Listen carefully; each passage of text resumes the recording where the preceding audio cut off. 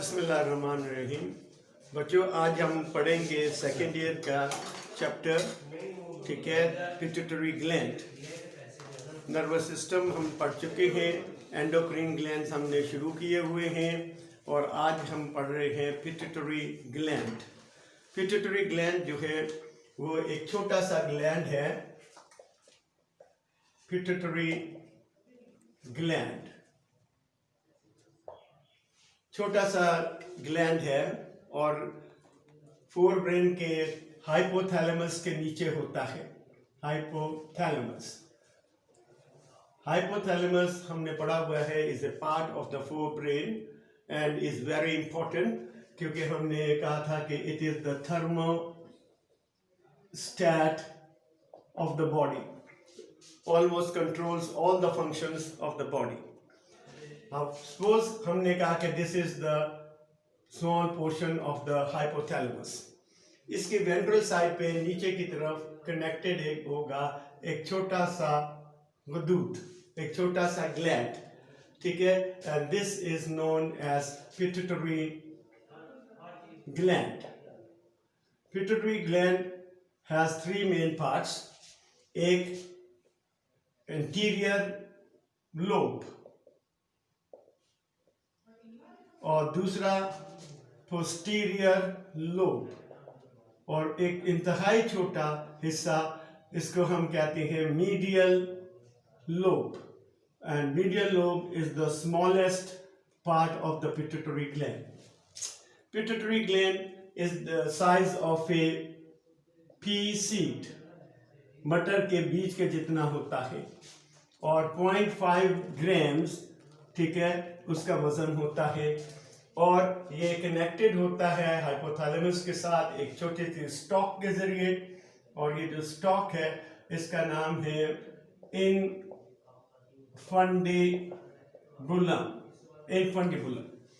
ठीक है। अब पिट्यूटरी ग्लैंड हार्मोन सिक्रीट करता है, लेकिन ये जो हार्मोन्स हैं they are controlled by the hypothalamus.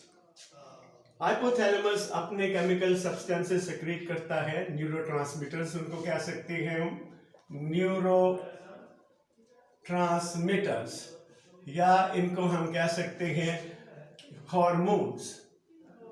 यानी हाइपोथैलेमस अपने हार्मोन्स या न्यूरोट्रांसमीटर केमिकल सिक्रीट करता है, और उनको हम नाम देते हैं रिलीजिंग फैक्टर्स।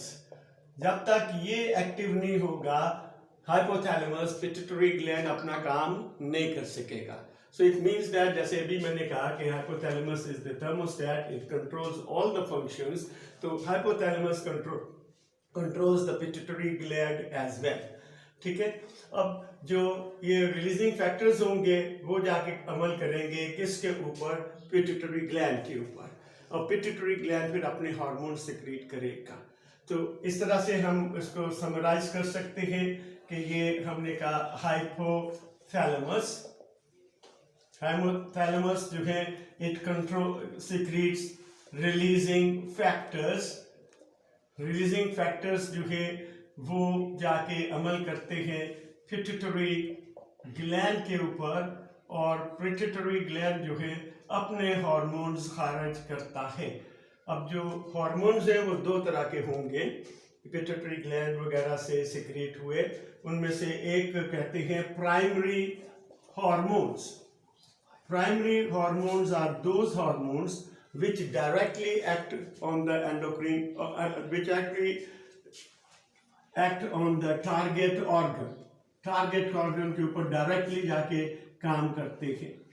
लेकिन दूसरे जो होंगे उनको कहेंगे ट्रॉपिक हार्मोन्स, और ये ट्रॉपिक हार्मोन्स जो है वो दूसरे एंडोक्राइन ग्लैंड्स के ऊपर जाके अमल करेंगे, वो डायरेक्टली काम नहीं करेंगे। तो इस तरह से क्या होगा कि pituitary gland would secrete chemical substances called hormones. Hormones हमने कई दफा पढ़ा हुआ है कि are chemical substances that are secreted by the endocrine glands and are carried by blood to the place of action, और जो place of action है उसको हमने नाम दिया है टारगेट ऑर्गन्स, ठीक है। तो इस तरह से अब पिट्यूटरी ग्लैंड जो है उसका जो इंटीरियर लोब है वो 4 हार्मोन्स पैदा करता है।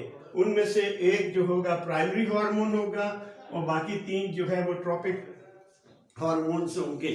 फॉर एग्जांपल इंटीरियर लोब जो है वो एक हार्मोन खारिज करेगा जिसका नाम है STH। सो हमने फर्ज किया कि pituitary gland secretes a chemical, a substance, कौन से वाला, एंटीरियर लोब, और ये एंटीरियर लोब जो केमिकल सिक्रीट करता है इसका नाम है STH। STH मीन सोमैटोट्रोपिक हार्मोन, या इसको हम सोमैटोट्रोफिन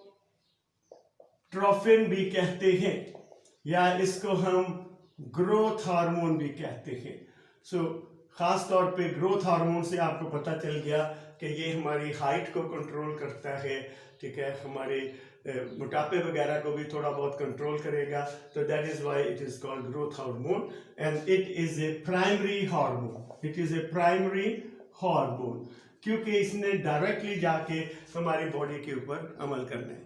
लेकिन ये जो STH है वो पिट्यूटरी ग्लैंड खुद नहीं कंट्रोल करता, क्योंकि पिट्यूटरी ग्लैंड को भी अभी हमने कहा हाइपोथैलेमस कंट्रोल करेगा। तो होगा क्या कि हाइपोथैलेमस ये सिक्रीट करेगा क्या, SRF, somatotropic release factor. Somatotropic release factor, और ये जाके अमल करेगा पिट्यूटरी ग्लैंड के ऊपर।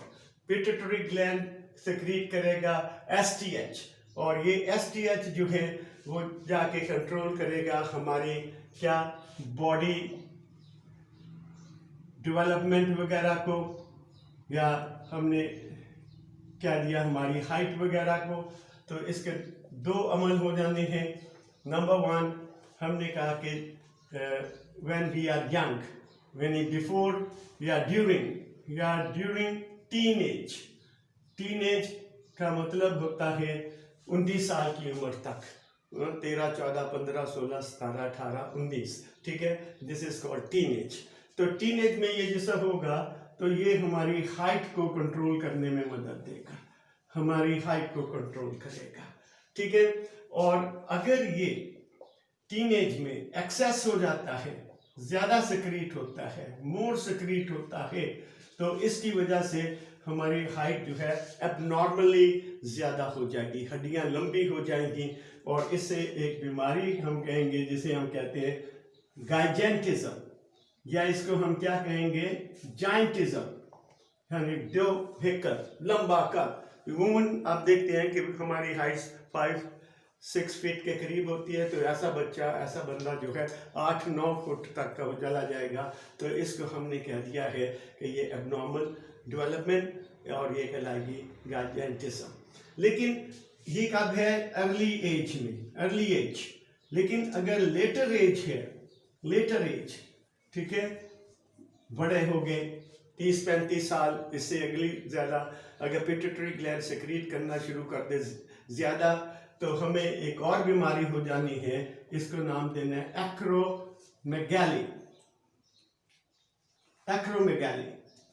एक्रोमेगाली में क्या होगा, कोई बाजू लंबा हो जाएगा, जबड़ा टेढ़ा हो जाएगा, बड़ा हो जाएगा, इसको कहेंगे एक्रोमेगाली। ये क्या है, लेटर चीज, और ये भी कब, when it is secreted more in amount.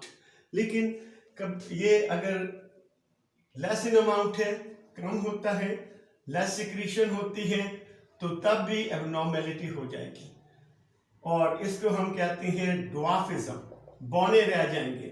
आपने देखा है टीवी में, फिल्म्स में, ड्रामास में, छोटे कद के 2.5-3 फुट के लोग होते हैं, तो उनकी वजह ये होती है कि there STH is not in normal condition, या the pituitary gland anterior lobe is not secreting enough STH, वो कम सिक्रीट कर रहा है, इसलिए हड्डियां जो है वो बढ़ती नहीं है, और इसलिए क्या होता है कि वो उनका कद छोटा रह जाता है। तो दिस इज कॉल्ड ड्वार्फिज्म और STH की वजह से है।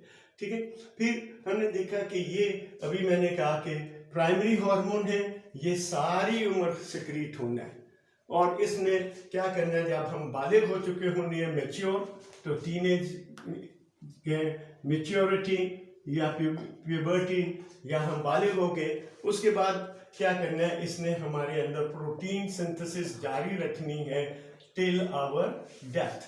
जब तक हम मरते नहीं तो ये प्रोटीन्स बनाता रहेगा, गोश्त हमारा बनता रहेगा, तो ये STH जो है वो काम करेगा। तो ये एक हार्मोन है जो ये सेक्रेट करता है। ठीक है, लेकिन this is under the control of SRF। ठीक है, इसके बाद हम एक और स्टडी कर लेते हैं क्योंकि नहीं तो लेक्चर लंबा हो जाएगा, इसके 2 हिस्से बना लेंगे। ठीक है, तो हम एक दूसरा हार्मोन पिट्यूटरी ग्लैंड जो सेक्रेट करता है उसको डिस्कस करते हैं और उसको हम नाम देते हैं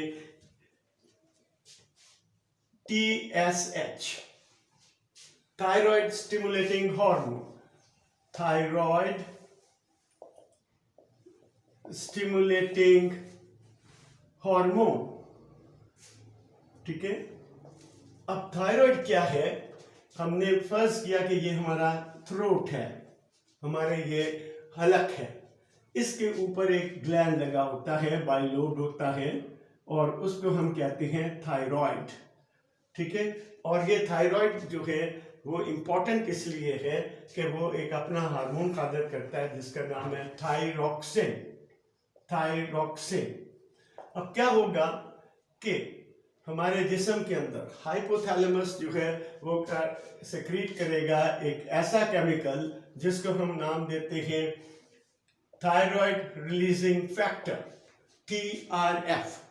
this is called thyroid releasing factor. और ये थायराइड रिलीजिंग फैक्टर जो है इंटीरियर लोब भी करेगा और ये जाके अमल करेगा हमारे जिस्म के अंदर पिट्यूटरी ग्लैंड में, और पिट्यूटरी ग्लैंड जो है वो सेक्रीट करेगा TSH, जिसे अभी हमने कहा thyroid stimulating hormone. Thyroid stimulating hormone. ये थायराइड स्टिमुलेटिंग हार्मोन जो है वो आगे चल के थायराइड ग्लैंड के ऊपर अमल करेगा, थायराइड ग्लैंड के अंदर जाके एक्ट करेगा उस पे और ये सेक्रीट करेगा थायरॉक्सिन। अब थायरॉक्सिन जो है वो हमारी डेवलपमेंट के दौरान, हमारे अंदर प्यूबर्टी के दौरान ये सेक्रीट होता है और ये मेटाबॉलिज्म में बहुत इंपॉर्टेंट रोल पार्ट प्ले करता है, जो आगे हम डिस्कस करेंगे जब थायराइड ग्लैंड को पढ़ेंगे। रेस्पिरेशन तेज करने में मदद देता है वगैरह वगैरह। लेकिन थायरॉक्सिन जो है वो बजाते खुद इसको कंट्रोल करता है। चैप्टर नंबर 1 में ही हमने बुक 1 में पढ़ा हुआ है feedback mechanism. Feedback mechanism. Feedback mechanism में हमने कहा था कि जब कोई प्रोडक्ट अपनी रिएक्शन को खुद कंट्रोल करे, दिस इज कॉल्ड फीडबैक। तो इसमें जो हमने कहा कि प्रोडक्ट है दैट इज थायरॉक्सिन। थायरॉक्सिन जो है वो इसको कंट्रोल करेगा, ये फिर एक रिएक्शन के जरिए थायरॉक्सिन को कंट्रोल करेगा। तो थायरॉक्सिन अगर हमारे जिस्म के अंदर लेस है तो TFR जो है वो मोर सेक्रीट होगा और इसकी वजह से थायरॉक्सिन ज्यादा सेक्रीट हो जाएगा ताकि हमारा लेवल पूरा हो जाए।